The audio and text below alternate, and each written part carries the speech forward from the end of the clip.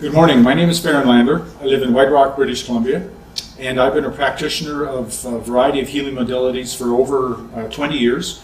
For the last 12 years, I've been working in the field of electrodromal screening, and it's a system whereby I can determine the energetic health status of each individual meridian in the body, of which there are 24. And this is a diagram of how the meridians flow in the body. They end in the feet, the hands, and the teeth. This is a diagram of the hand, and when I'm doing the testing, I operate on a scale of 0 to 100. 50 be considered normal. Anything below 50 represents degeneration. Anything above is inflammation and stress. I record the results here, and one of the things that we found with the two persons that volunteered their hands to be tested was that we noticed that this person here, person number one, had had a stroke 4 years ago, and his readings were all very low. And the thing that was also noticeable was that the response time, in other words, the meridian will give up the information to the computer in a relatively short period of time in normal circumstances, generally 2 to 3 seconds. What we found with Ernie, the first person, and Linda, the second, was the response time was very, very low.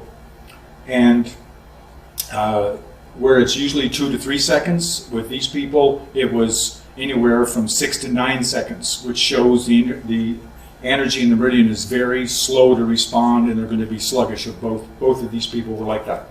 So with Ernie here, who had the stroke 4 years ago, we wanted him for approximately 8 minutes, and we loaded up on him with about 6 or 7 different wands. And the thing that we noticed right away was that his readings went up an average from everywhere from 2 to 18 points. So each meridian came up. He didn't have any meridians that were over 50, which is normal.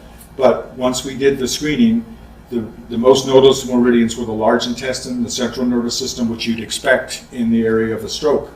And also the response time went right down to 2 to 3 seconds. There were lots of people there to witness this. And the second person, who had 2 mini strokes, we found that her meridians were also very low, and there was a significance in the time to access information with her was almost 10 seconds. And they all dropped down to probably 3 seconds. 3 to 4 seconds was the response time. But all in that case too, all the meridians came up, and this was one wand for approximately 5 minutes. So in terms of the Omega wand, I'm very impressed with how it produces a response in such a short period of time. Thank you very much.